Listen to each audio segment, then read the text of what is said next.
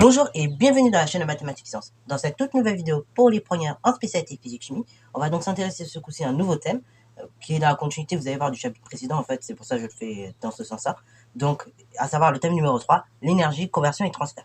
Alors, cette année, donc, on va s'intéresser à deux formes d'énergie. Normalement, il a été vu au collège différentes sources d'énergie renouvelables, non renouvelables, et donc différentes formes d'énergie à côté. Et donc, cette année, parmi les formes d'énergie que nous allons voir, on va voir l'énergie mécanique et l'énergie électrique au sein d'une vidéo. Alors là, dans cette vidéo, du coup, on va s'intéresser à l'énergie mécanique, c'est-à-dire tout simplement à l'énergie, pour faire simple, des mouvements. Ok, lorsque quelque chose est en mouvement ou lorsque quelque chose se déplace, et en fait, l'énergie associée, c'est l'énergie mécanique. Ok, c'est ce qui a été vu normalement au collège. Et toujours au collège, parmi les énergies mécaniques, notamment en classe de 4e, on a distingué deux formes d'énergie. On a l'énergie donc cinétique, qui est liée tout simplement au déplacement de notre système. Ok, voilà, donc c'est-à-dire tout simplement, lorsqu'un système va se déplacer et qui possède une certaine masse, l'énergie qui est associée, c'est de l'énergie cinétique. Et la formule de calcul est la suivante. EC est égal à 1/2 fois la masse fois la vitesse au carré. La masse est en kilogrammes, toujours, hein, comme d'habitude, et la vitesse, comme d'habitude, en mètres par seconde. Ça, c'est pour l'énergie cinétique. À pas confondre, justement, avec sa voisine, l'énergie potentielle de pesanteur, que vous appelez normalement au collège énergie potentielle de position. Ça revient pratiquement au même. L'énergie potentielle de pesanteur, qu'on appellera désormais sous cette forme-là en première, et ça correspond à quoi? Ça correspond à l'énergie qu'a un système possédant une masse, donc du fait de son attitude. C'est-à-dire que quand un objet va être positionné à une certaine attitude, il va acquérir de l'énergie cinétique. Bon, là, je peux pas vous montrer, mais par exemple, mon téléphone, vous savez, du coup, mon téléphone, il est situé légèrement plus haut que le bureau, hein. Voilà, il y a comment ça s'appelle, il y a une boîte qui est aussi. Il y a une boîte plus un dictionnaire que le tien, donc il a une certaine attitude. Et donc, si par malheur, le second dictionnaire qui tient mon téléphone, il tombe, il lâche tout simplement, le téléphone, il tombe. Et donc, l'énergie qu'il avait du fait de l'attitude, tout simplement, c'était de l'énergie, en fait, potentielle de pesanteur. Ok? Alors, cette énergie potentielle de pesanteur, pour la calculer, la formule, c'est la suivante. Donc, ça va être EPP est égal à la masse fois l'intensité de la pesanteur fois donc la hauteur. Donc, on appelle Z, Y ou H. Tout dépend vraiment des exos, là, tout est varié. On a de tout. Donc, ça, c'est pour l'énergie potentielle de pesanteur. Ok? Alors, et l'énergie mécanique, vous allez me dire, mais c'est quoi concrètement? L'énergie mécanique, c'est la somme des deux. C'est la somme de l'énergie cinétique et l'énergie potentielle de pesanteur. Toujours. Ça, c'est pas compliqué à retenir. Ok? Alors, une fois qu'on a bien compris ces notions d'énergie, on va s'intéresser dans un second temps au travail d'une force constante. Alors oui, pourquoi je dis force constante? Parce que pour des forces qui ne sont pas constantes, qui vont varier au cours du temps, on ne saura pas faire. Ok? Donc nous, on va vraiment faire que pour des forces constantes. Ok? Alors, attention, il faudra bien comprendre, il y a une différence entre une force constante et une force conservative. C'est ce que nous allons voir notamment dans la troisième partie de la vidéo.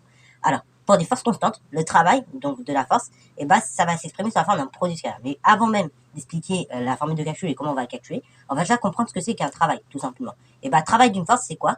C'est tout simplement l'énergie, en quelque sorte, associée à la force, ok? Quand je vais exercer une force sur mon objet, il y a en quelque sorte une énergie dont on va avoir besoin qui va être associée à la force que je vais exercer. Par exemple, dans un cas concret, quand vous allez pousser, alors je sais pas, on va prendre un truc simple. Quand on pousse un frigo, on va exercer une certaine force sur celui-ci. Et donc, pour exercer cette force sur mon frigo, je vais avoir besoin d'une certaine énergie. En fait, c'est ça le travail. Le travail, ça va être l'énergie nécessaire, donc pour réaliser la force en quelque sorte. Voilà. Et donc, pour le calcul, ce travail, ça va être un produit scalaire. Ça va être tout simplement le produit scalaire de la force par le vecteur déplacement, ok, AB. Parce que du coup, oui, le travail, on va le calculer toujours par rapport à un déplacement AB. Et donc, lorsque j'ai un objet qui va se déplacer d'un point A à un point B, et que sur cet objet, je vais exercer une force, donc F, toujours constante, hein. Bien évidemment, elle ne varie pas de norme, elle ne varie pas de sens ni de direction, c'est toujours la même. Et dans ce cas, le travail de cette force, qu'on note W, donc sur le trajet AB, de A vers B, de la force F, c'est égal au produit scalaire de F par AB. Autrement dit, donc, comme en mathématiques, vous vous rappelez, hein, quand on fait le produit scalaire de deux vecteurs U par V, donc U scalaire V, c'est norme de U fois norme de V fois le cosinus de l'angle orienté entre mes deux vecteurs. Et là, du coup, pour le cas du travail, le travail d'une force constante entre un point sur le trajet AB, c'est tout simplement la norme du travail, enfin la norme de la force, ok, voilà, fois la longueur AB sur laquelle je me déplace, fois tout simplement le cosinus de l'angle orienté. Alors, du coup, pour la longueur, on sera en mètres, pour tout simplement la force, on sera en newton, ok, toujours. Et après, pour le cosinus, donc là, vous pouvez vous mettre en radian, soit donner la valeur en radian, ou soit tout simplement donner la valeur en degrés, ok. Ça reviendra au même, il n'y a pas de souci. Alors, donc ça, c'est de façon générale. Et donc, le travail d'une force, ça permet d'expliquer un certain nombre de phénomènes, comme comme par exemple le fait que vaut mieux pousser devant, enfin un caddie par derrière que par devant. Et oui, en effet, on va avoir 3 cas. Donc premier cas, c'est si par exemple le cosinus, enfin si j'ai un angle orienté compris entre 0 et 90 degrés, 90 degrés étant exclu. Et dans ce cas-là, vous savez bien, d'après le chapitre trigonométrie, pour ceux qui ont suivi en spécialité maths. Alors oui, petite précision, vous allez me dire, oui, mais il y a beaucoup de maths dans cette vidéo. Oui, en réalité, dans cette partie-là, il va falloir faire un peu de maths. Donc si vous n'avez pas fait SP maths, je vous invite très très fortement à revoir 2 chapitres pour bien comprendre. Enfin, même un chapitre plus que l'autre en fait. Je vous invite plus à aller voir le chapitre produit scalaire et calcul vectoriel. Celui-là, vraiment, c'est ça qui va vous permettre vraiment de bien comprendre tous les calculs qu'on va faire dans le chapitre en fait. Parce que sinon, c'est vrai que c'est un peu compliqué. Mais j'espère fortement pour vous, vous avez pris SP maths avec l'aspect physique parce que, voilà, sinon, je vous cache pas que ça va être compliqué de comprendre, ok? Bon, après, à force d'appliquer, on comprend la méthode, mais c'est vrai que ça peut être compliqué au départ. Alors, du coup, fermeture de la parenthèse, revenir sur la physique. Donc, je disais, mais ne vous inquiétez pas, on va faire plusieurs, comme ça, au moins, ça va rentrer, pour le coup. Alors, du coup, pour le travail d'une force, comment ça va marcher? Et si mon angle est compris entre 0 et 90 degrés exclu, vous savez, d'après le cours trigonométrique, que tout simplement, en fait, on va avoir un cosinus positif. Et comme la norme d'une force est la longueur c'est toujours positif, hein, finalement le signe du travail va dépendre du cosinus. Oui, parce que j'ai oublié de préciser, mais le travail c'est une grandeur algébrique, aussi bien il peut être positif que négatif. Dans le cas où l'angle est compris entre 0 et 90 degrés, cela va aboutir au fait, que du coup on aura un travail positif, puisque le cosinus est positif et le reste des grandeurs étant positif, on reste sur du positif. Et quand le travail est positif, cela signifie que tout simplement d'une force qui est motrice. Ça veut dire que j'ai un travail moteur, et donc cela signifie que la force permet de réaliser correctement le déplacement. Ok, bravo. Donc ça c'est le premier cas de figure.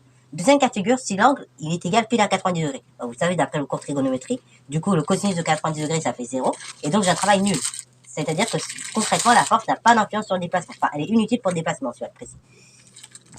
Et enfin, dernier cas, donc si tout simplement mon angle orienté il est compris entre 90 degrés exclus et 180 degrés, dans ce cas-là je vais avoir un cosinus négatif, toujours d'après le cours de trigonométrie, ce qui veut donc dire un travail négatif, et ce qui veut donc dire que tout simplement ma force en conséquence, elle va freiner le déplacement, et donc on aura un travail résistant. Ok, bravo. Vous voyez un peu les pesanteurs ici considérées comme uniformes. Le travail du poids ici ne va pas dépendre du déplacement. Jusque là, pour des forces constantes, ok, n'importe lesquelles, on prenait en compte le déplacement. Dans le cas particulier du poids, on ne prendra pas en compte le déplacement.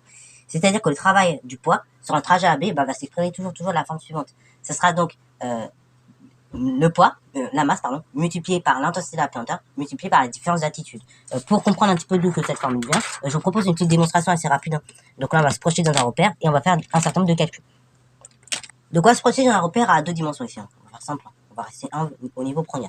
Donc on va dire il n'y a pas de largeur, comme ça il n'y a pas de complication.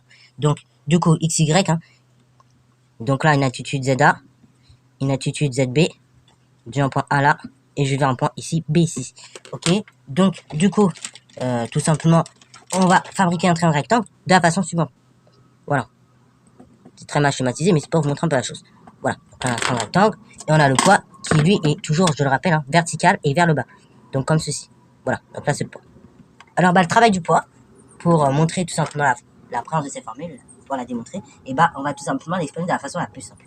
Donc travail du poids, vous vous rappelez, donc sur le trajet AB, c'est un produit scalaire à la base, donc c'est P scalaire AB. Et P scalaire AB, c'est égal aussi à la chose suivante. C'est la norme de P, c'est la norme de P fois la norme de AB fois le cosinus de l'angle orienté entre le poids et le vecteur AB. Ok, donc là j'ai un angle ici qu'on va noter alpha. Donc fois le cosinus donc de l'angle alpha. Le travail du poids sur le trajet AB, c'est donc égal à la chose suivante. La norme du poids, en fait, c'est la formule de calcul du poids que vous connaissez. P est égal à M fois G. Donc P, je remplace par M fois G. Fois le cosinus de l'angle alpha. Que je vais laisser toute cette forme-là pour l'instant. Mais cosinus de l'angle alpha, est-ce que je pourrais pas essayer de le bidouiller? Regarde, je vous rappelle que pour obtenir un cosinus d'un angle, c'est quoi? C'est côté adjacent. Donc du coup, ça sera cette longueur-là qui correspond à ZA moins ZB. Donc on va diviser par AB. Ok. Donc or, on se rappelle que le cosinus d'un angle, c'est le côté adjacent, donc ZA moins ZB. Donc la différence d'altitude en A, la plus haute, moins la différence d'altitude, l'altitude en A moins l'altitude en B, pour avoir la différence ici, divisé par la longueur AB, qui correspond à l'hypoténuse. Ok. Ainsi, on va réinjecter de la façon suivante. Le travail du poids sur le trajet AB, c'est égal à P, c'est M, fois G, fois, du coup, la longueur AB, j'allais oublier, fois, du coup, le cosinus de l'angle alpha, c'est-à-dire ZA moins ZB, le tout divisé par AB.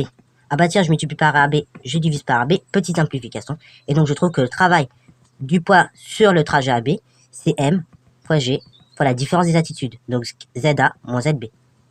Ok. Alors, donc là, voilà la formule que vous avez devant vous. Ce qui veut donc dire, bah finalement, le poids, c'est une force, ici attention, conservative. Ok, voilà. C'est une sorte, et donc elle est constante. Alors, elle est conservative et constante. Donc là, faites bien gaffe. Conservative, constante, c'est pas la même chose. Conservative, ça veut donc dire quoi? Ça veut dire qu'en fait, le travail de cette force-là ne va pas dépendre, tout simplement, du chemin qu'on va suivre. Ok. Donc je peux très bien faire tomber mon objet comme ça, ou le faire tomber en ligne droite. Peu n'importe le chemin que mon objet va suivre, finalement, le travail va toujours être identique.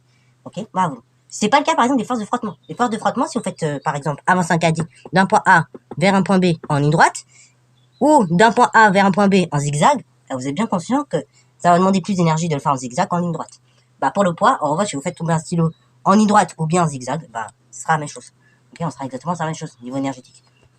Donc voilà, force conservative, je vais vous dire ça aussi, c'est très important de l'avoir en tête. Force conservative ne veut pas, c'est pas constant. Enfin, il y a une différence entre les deux. Conservative, c'est vraiment le fait que le travail ne dépend pas du chemin suivi. Et on a dit constante. Constante, c'est le fait que durant le trajet, la force ne varie pas, que ce soit en direction, en sens ou en ordre. Ok, ou même le point d'application d'air. Alors, fin de cette partie-là, donc du travail d'une force. Maintenant, on va s'intéresser dans un dernier temps, justement, à tout ce qui concerne les théorèmes énergétiques. Les théorèmes énergétiques, donc on en a deux. On a le théorème d'énergie cinétique et donc on a le théorème, pour le coup, de l'énergie mécanique. Alors, premier temps, le théorème d'énergie cinétique. On va dire l'un des plus durs de ces deux théorèmes. Vous allez voir, alors en réalité, il paraît dur. Enfin, l'énoncé est simple, mais pour le coup, il faut faire des exos, quoi, pour bien le manier correctement. Ok, parce qu'en fonction de la situation, on va utiliser l'un en plus que l'autre. Alors, du coup, premièrement, le théorème d'énergie cinétique. Souvent, on va l'utiliser par exemple pour calculer une vitesse à un point donné, soit un point de départ, soit un point d'arrivée. C'est souvent ça l'objet des exercices avec le théorème d'énergie cinétique. Son énoncé va être très simple. Il va vous dire quoi, le théorème d'énergie cinétique? La variation d'énergie cinétique entre une position A et une position B est égale à la somme des travaux des forces, donc de toutes les forces, tout simplement, qui s'exercent d'un point A à un point B sur notre système. Ok, ça, c'est pour le théorème de l'énergie cinétique. Ok, donc là, le plus dur finalement dans cette partie-là, ce sera d'identifier l'ensemble des forces qui s'appliquent sur le système. Ensuite, de calculer l'ensemble des travaux, le travail de chaque force, faire la somme, et de là, on déduire la variation d'énergie cinétique. Ce sera plus dur. Okay, ou bien également, deuxième application assez dure, enfin là la plus dure également, c'est de trouver la vitesse d'un système. Vous allez voir dans les exos, ça va demander un certain nombre de manipulations. Ok, on y reviendra dans les exos. Deuxième théorème, c'est le théorème de l'énergie mécanique. Là, c'est plus pour s'intéresser, est-ce que les frottements sont négligeables ou non. Ça, c'est plus pour répondre à cette question qu'on va utiliser. Donc le théorème de l'énergie mécanique, on a deux cas. Premier cas, si les frottements sont négligeables ou donc s'ils sont absents totalement. Et ça veut dire qu'on aura conservation de l'énergie mécanique en tout point. Ok, c'est-à-dire qu'on aura une variation d'énergie mécanique nulle et donc en tout point, l'énergie mécanique est identique. Ok, elle se conserve donc. Et donc c'est ce qu'on peut voir d'ailleurs sur un petit graphique de ce style. Ok, grosso modo, conservation de l'énergie mécanique. Deuxième cas, c'est si tout simplement on est en présence de frottement. Si on est en présence de frottement, dans ce cas-là, on va avoir une variation d'énergie mécanique au cours de notre trajet. Et donc, on va voir la relation suivante. La somme des travaux des forces non conservatives, ce coup-ci, est égale à la variation d'énergie mécanique. Donc, pour trouver finalement les travaux des forces non conservatives et par la suite, pourquoi pas les calculer, dans ce cas-là, on va donc tout simplement, en réalité, prendre la variation d'énergie mécanique au cours du temps. Et comme ça, on aura la somme des travaux des forces au cours du temps. Oui, parce que j'ai oublié de préciser, mais un travail, c'est toujours en joule. Donc, c'est la même unité que l'énergie. Donc, c'est pour ça qu'on fait le lien aussi bien et aussi facilement.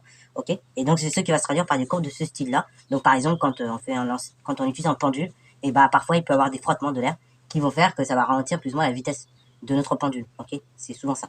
Ou par moment, les frottements, ils peuvent aussi accélérer le mouvement. C'est très rare, mais ça peut être possible.